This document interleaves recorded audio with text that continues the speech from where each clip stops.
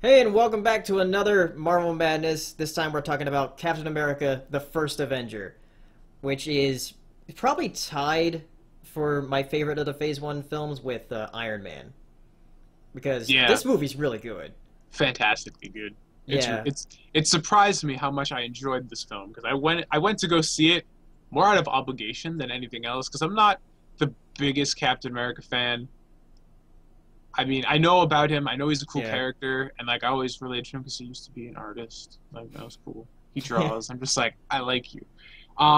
But I didn't think I would like the movie as much as I did. And like you kind of said, we were talking about with Thor, how it felt like a different genre of Mhm. superhero movie. This one definitely does too, because it definitely feels more like a war movie. Yeah, like it's set as like a World War II movie. Right, Because and it takes place in World War II. it does So, take place yeah. during World War II. And I think this was interesting because like Marvel started to change things up a bit. Like instead of having it's in New York, got a superhero, goes around the city, puts on a mask, whatever. Yeah.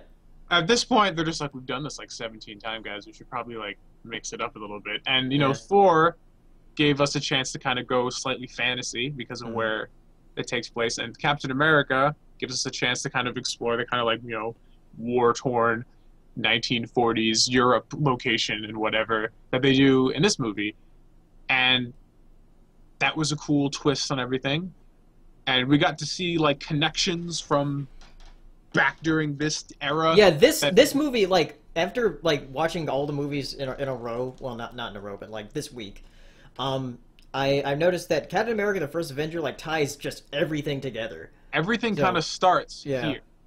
And it's called the first Avenger for more reasons than one. It's not just because of Steve Rogers, it's because almost everything that goes on in the current time in the Marvel Cinematic Universe kind of has its roots here.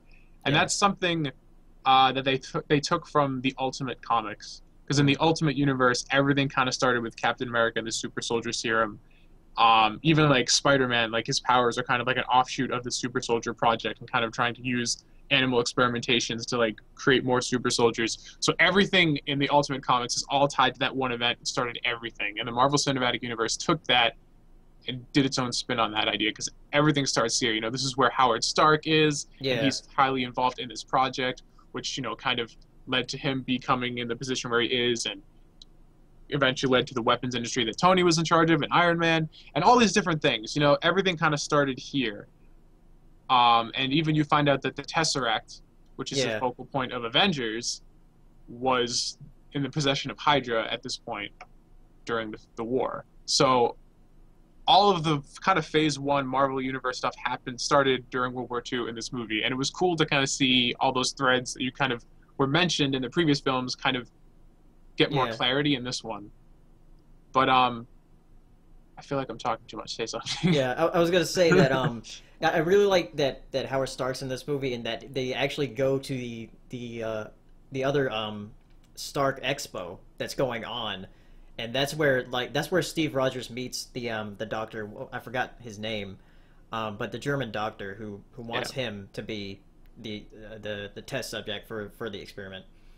And that I like how the movie like shows Steve as sort of just this guy who has all these problems. Like when they look at his file, they have all the things that listed like asthma, like irritable or not or irritable, but like just different medical problems, and like but he still wants to serve America because like he he put it that he doesn't like bullies and he doesn't like the Nazis or Hydra or anything because he doesn't like bullies.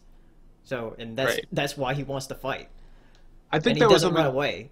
Yeah, that was like was really cool about this movie. What they did is that um, they have this whole like beginning where Steve doesn't have his powers yet. He hasn't been accepted into the army. And he hasn't gotten the super soldier serum, and they show that even without his powers, he's still a hero.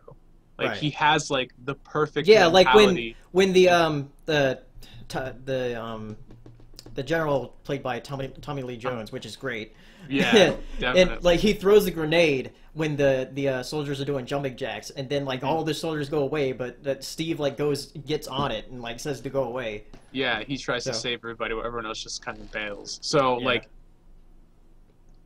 It just like the whole really interesting thing about Captain America and Steve Rogers as a character is that he kind of is a Boy Scout to a fault. Yeah, Like he's like kind of the ideal hero in terms of his mentality, and that's like his greatest strength and his greatest weakness because it also leads him to be rather naive.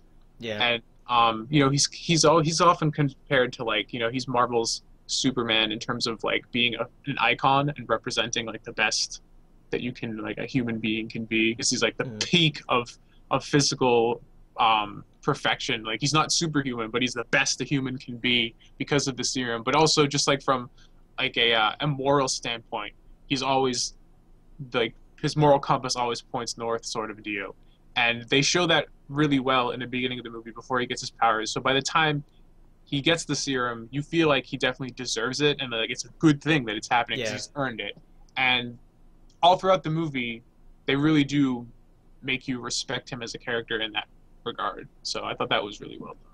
yeah. And also that reminds me that the Red Skull was actually a part of like doing the experiments on himself because the doctor was working with him before. So and that's how he's like sort of more powerful than the other soldiers. But side effects with the head. Yeah, he kind of fucked up a bit in this area. Yeah. But and that's played by crap, I forgot the actor's name, but he was in, you know, he's Agent Smith in the Matrix, and he's what's his name in Lord of the Rings. But yeah, and this I really like this movie because it does really tie everything together with the Tesseract and the serum and Howard Stark, and a really I was gonna say Agent Carter. Agent Carter, I said before that I thought Pepper was probably the strongest female lead, but I think Agent Carter might be. She's really good too. Yeah, and they actually did a spin-off series with Agent Carter. Oh, and everyone said it was really good. Yeah, it's like an 8-episode miniseries. So, because I think that's based off a one-shot that they did. Because I watched the one-shot, and it's basically Agent Carter like coming to terms that, you know, Steve's gone, and she has to work at this I guess I forgot what they called it. The SSR is what they called it.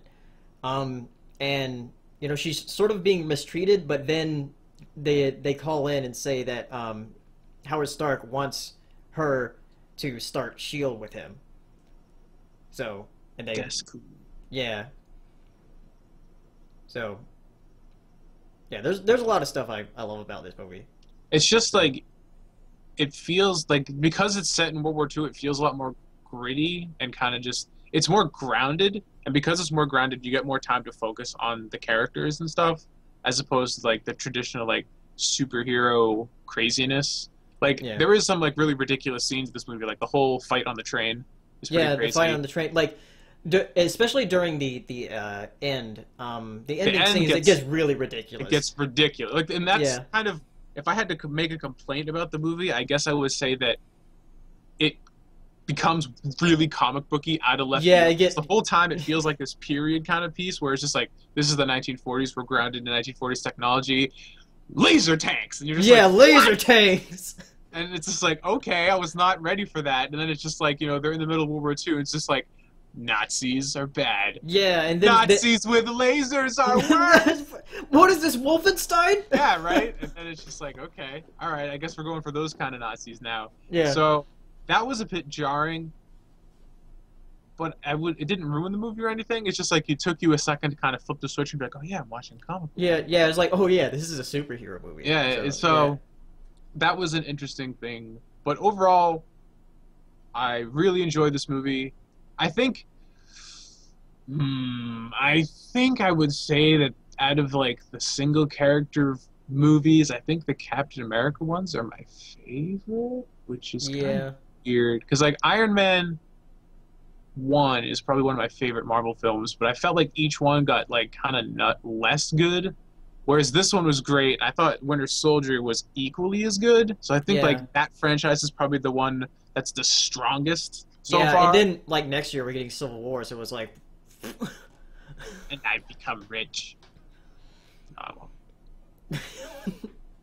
Rich from what? I have all the first edition the first one printings. Oh yeah, that's right. Comics. I'm hoping they all jump in value, and I can just throw them all on eBay and pay off my student loans. It won't happen, but I can dream. All right. The Watchmen comics went up in money when that movie came out, so. Oh. A man can dream. All right.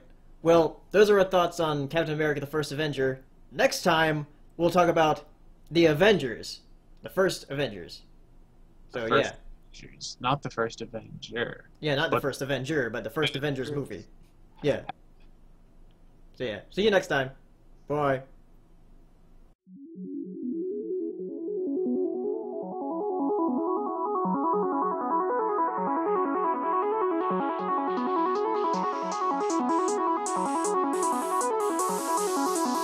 Good evening, ladies and gentlemen. Well, by now we're getting a bit used to winter. We're like soldiers in the middle of a campaign, growing hardened to discomfort and better able to